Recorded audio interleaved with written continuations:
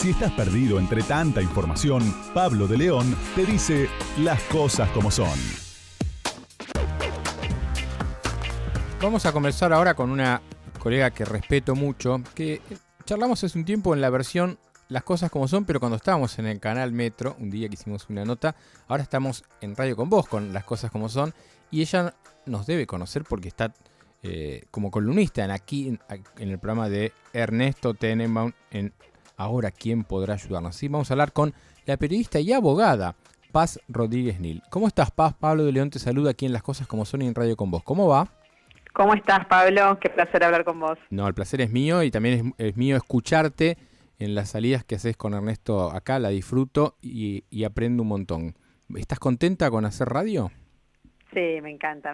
Sabés que yo hacía radio con otro compañero de la casa, con Reinaldo Chiricase, durante sus tiempos en Vorterix. Así que sí, tengo mucho cariño. Es cierto. A todos mis amigos de Radio con Vos. Bueno, ¿y mamá de cuántos ahora? De 2. ¿De 2? No, una de 5 y uno de 3. Ah, espectacular. Sí. Bueno, o sea, Sí. se nota que esto además, que hace tiempo que no nos vemos, por eso esta pregunta. Claro, es cierto, hace mucho que no nos vemos, es cierto. Bueno, ¿cómo? Tendríamos 1000 temas para hablar con vos, pero quiero preguntarte por el paso de Culfas este viernes por Comodoro Pi. Yo pensar que el viernes anterior Culfas estaba en la primera fila del acto por los 100 años de YPF como ministro Alberto Fernández. Un viernes después, desfilando por Comodoro Pi para hablar supuestamente de corrupción. ¿Habló de corrupción o de qué habló? Sí, la verdad que notable los tiempos, ¿no? Sí. Bueno, por una vez siempre nosotros nos quejamos de los tiempos de la justicia, y acá la justicia reaccionó rápido, pero bueno, y también hubo una enorme velocidad en el efecto político de todo esto, el ahora exministro Culfas. No habló de corrupción, de hecho él dijo específicamente, y sabes que en el acta de la declaración queda asentado, que él dice, lo primero que quiero decir es que yo no vi nada vinculado con un acto de corrupción.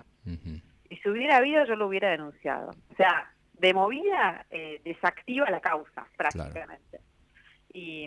Y bueno, nada, y su discurso es ese, yo no vi nada de esto se trató de diferencias políticas, nunca yo hablé de que hubiera corrupción, él se hace cargo del famoso off the record que se difunde, sí, él se hace cargo y él dice que ese off the record es prácticamente letra suya, que en realidad es información que él le había mandado a la responsable de prensa de su ministerio para que atendiera a las requisitorias periodísticas. O sea, lo que él dice no es un documento que nosotros emitimos para que fuera difundido por todos lados, medio como que de hecho sucedió eso, sino que eran como algunos lineamientos que yo le había dejado a ella, pero es prácticamente lo mismo que después se conoció. Entonces él se hace cargo de ese documento, pero dice, tiene algunos errores porque confundimos las mediciones y hay algunas cosas que no son exactas, pero era una idea, dice él, pero se hace cargo. Y su discurso siempre esto es, tiene que ver con diferencias políticas, pero nunca hablé de corrupción. De hecho, él dice que no tiene ninguna constancia de que hubiera un hecho de corrupción de parte de Techín, así que por el contrario. Ahora, ¿Recordás que él había dicho? Sí, perdón. Sí. Ahora yo lo que digo es...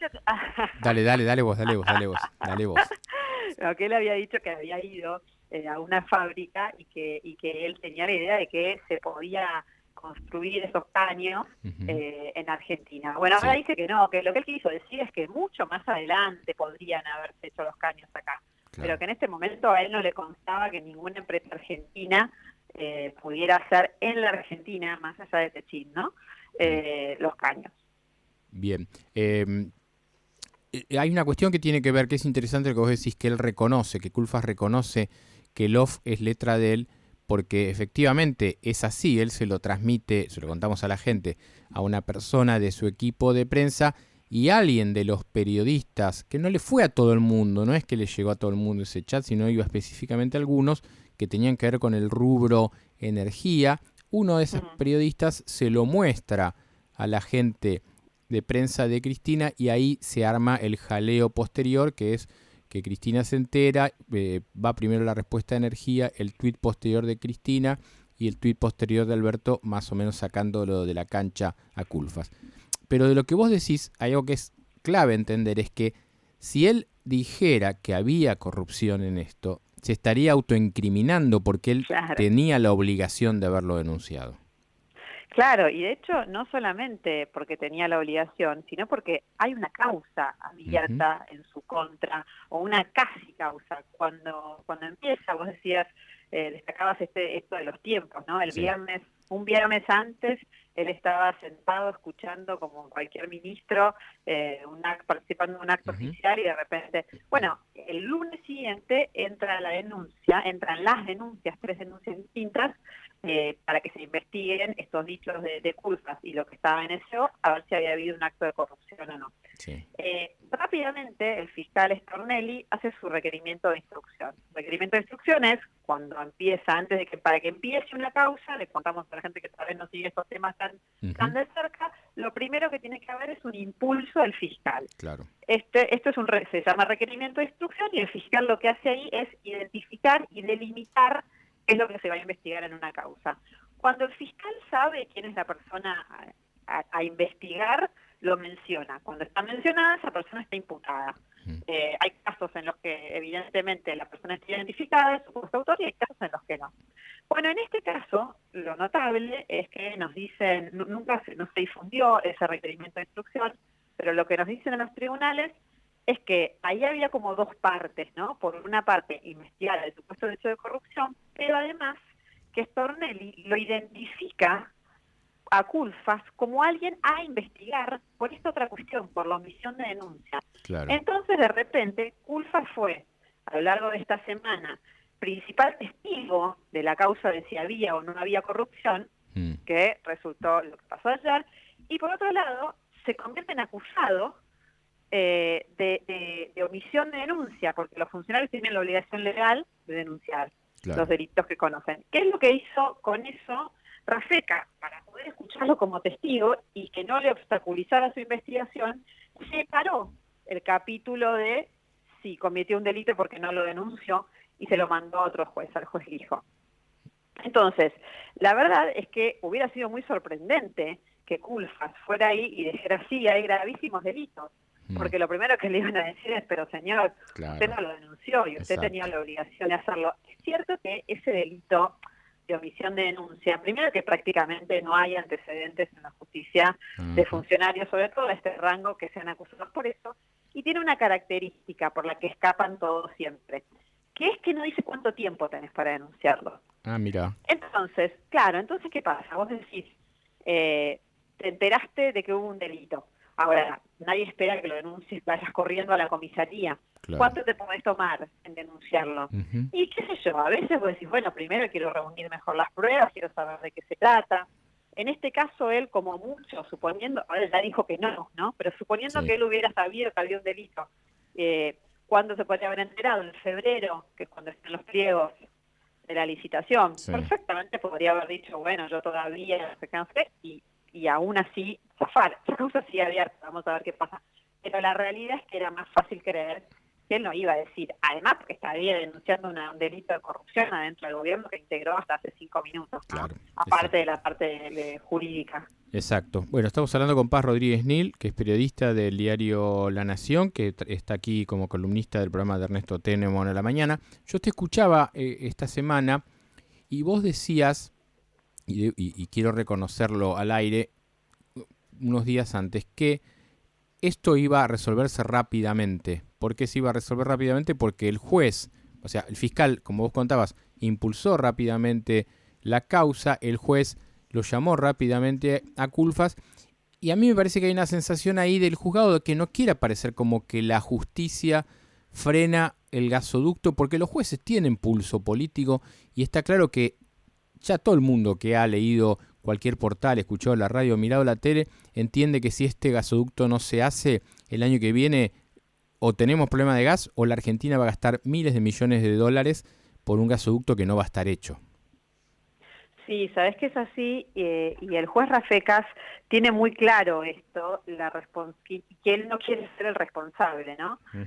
Dice, porque hay una cosa que lo vemos todos. Cuando vos tenés una mega obra que está en el medio de un problema legal, con una causa penal abierta en Comodoro Pi, esas obras no avanzan, porque después además nadie le quiere poner el gancho, Claro. porque sabes que después te viene la responsabilidad penal a vos. Y probablemente te venga la responsabilidad penal cuando ya no seas más funcionario y tengas que salir a contratarte un abogado. Claro. Digo, ¿qué es lo que pasa en estas causas a veces, no? Que los funcionarios dicen, ¿sabes qué? Yo antes de firmar esto. Entonces también lo que dicen en el juzgado de Rafecas es que Rafecas dio una señal que es, a ver, haya delito o no haya delito, tenemos que resolverlo ya esto, porque esto es una obra muy importante y no podemos ser nosotros los que tengamos frenado esta cuestión y que la obra no se haga porque hay un problema legal. Por eso vemos que puso la declaración de ayer, las declaraciones que siguen la semana que viene, va a reunir a los especialistas para que le digan qué tipo de caños hace falta para poder sacar el gas del lugar, esperando decir, bueno, a ver, con todo lo que tengo, rápidamente decido si esto está para avanzar o no. La verdad es que la declaración de Culfas, que era básicamente en lo que se apoyaba las denuncias de los opositores que promovieron esta causa, no la deja muy fuerte a la causa. Claro. Está más bien débil porque es básicamente lo que había dicho Culfas en los que se apoyaban. Hay que ver qué pasa la semana que viene cuando vayan estos especialistas, pero la verdad es que lo escuchaba esta semana Aranguren, que también decía, la verdad es que con que él no veía que se pudiera hablar de una irregularidad con lo que hay, por lo menos en el tema tamaño de caños, quién tiene la capacidad para hacerlo y demás. Bueno, a ver, digo algo yo y no le hago cargo a Paz Rodríguez Nil, pero digo, acá hubo 2 diputados nacionales, Graciela Ocaña y Waldo Wolf de la oposición, que rápidamente hicieron la denuncia. Y como pasa muchas veces en la oposición, que van a hacer una denuncia con ¿qué? O con un recorte de un diario o con un audio radial. Y esto fue lo que pasó en este caso. Fueron con el audio de las declaraciones de Culfas, que como decía Paz, las ratificó en sede judicial y las aclaró con una nota que hizo en la M750, y solo con eso pretenden impulsar una causa. Y yo lo decía el otro día en la tele, digo, si acá ven que Culfas va a ser un pontacuarto, un arrepentido, olvídense, porque Culfas, primero, se incriminaría, y segundo, que tiene futuro político, él cree tener futuro político, y aparte profesional, porque va a seguir trabajando seguramente en algo, o va a intentar trabajar en algo vinculado a lo suyo como hombre de la economía. Paz, te aprovecho 1 minuto más o 2 minutos más para preguntarte, porque a mí me parece que otra bomba de humo del gobierno es este proyecto de 25 jueces de la Corte Suprema, algo que no va a pasar de ninguna manera con la composición actual del Congreso. Ahora te pregunto, ¿cómo se vive esto, todo este proyecto y todos estos gobernadores alineados más con Cristina que con Alberto en la pelea con la Corte? ¿Cómo se vive esto en el máximo tribunal? Vos que conocés y que caminás por ahí, ¿cómo lo ves? Mira, en la Corte la señal es no estamos preocupados. Por supuesto que más allá del proyecto en sí y del gobierno nacional en sí, no es agradable tener a 16 gobernadores diciendo hay que cambiar la Corte y hay que cambiarla en estos términos. Ahora, respecto de la posibilidad que el proyecto avance, no lo ven viable. Sí. Es cierto que también es un gobierno que ha amenazado mucho sin tener ni siquiera la posibilidad de cubrir las vacantes que ya están. Pensemos en el caso de Elena Hayton. O sea, nunca lograron cubrir la vacante, a punto tal que incumplieron el propio decreto 222 de la época de Kirchner, cuando Alberto Fernández era el jefe de gabinete, que estableció un plazo, que eran 30 días para mandar el nombre del candidato. Y la verdad es que no lo hicieron. Y además te lo dicen en el gobierno, no lo hicimos porque no nos lo votan. O sea, imagínate en esta situación pensar en la posibilidad de que prospere un proyecto como este. De todas formas, el proyecto tiene algo que me pareció muy interesante. Vos me lo vas a poder analizar mucho mejor que yo. Viste que decían, bueno, va a venir un representante por cada provincia. Cuando uno lo vas a leer, el proyecto no dice nada. El proyecto dice 25 jueces. Ajá. ¿Qué es eso? ¿Están abriendo la puerta para decir, bueno, después negociamos todo lo demás? Claro. Es raro el proyecto. Está bien eso ya te digo, me parece que eso, otro dato que tiene el proyecto que también de alguna manera parece abortar la hipótesis de, porque hay 2 cosas, el proyecto tiene que pasar el Senado tiene que pasar claro. diputados, Sí. que en el Congreso, entiendo yo, decime vos, es lo que se ve más difícil. No pasa. No pasa diputados, pero incluso si pasara, después tenés que conseguir esto que estábamos hablando, los 2/3 para cada uno de los 25 jueces que vas a querer poner ahí, ¿no? De los 21. Y eso no está ni de casualidad. Y había una hipótesis que lo sugiere en una columna Carlos Pañi, que es, a ver, ¿y qué pasa si ellos consiguen ampliar, o sea, aprobarla, porque se aprueba en diputados, finalmente pasó el Senado y se aprueba, y después te quieren poner con jueces, o sea, jueces suplentes? Claro. Bueno, el proyecto ya dice, este proyecto, sobre todo en los fundamentos, más claro que en el articulado, pero la verdad que sería difícil que escribiendo eso en los fundamentos después intenten otra cosa, que se va a ir ampliando la Corte, si se aprobara este proyecto, a medida que vayan aprobándose las nuevas designaciones conforme al procedimiento constitucional. O sea que tampoco parece que vayan a querer intentar esa trampa. Pero todo lo que estamos hablando es si lograran aprobar una ley que hoy parece ciencia ficción. Claro. Y la verdad que en la justicia lo que te dicen es eso. Dicen, ¿qué ley? ¿Qué proyecto? Claro. Bueno, estuvo muy bien cuando te escuchaba los otros días y me ocurrió decir, vamos a hablar con Paz Rodríguez Nil.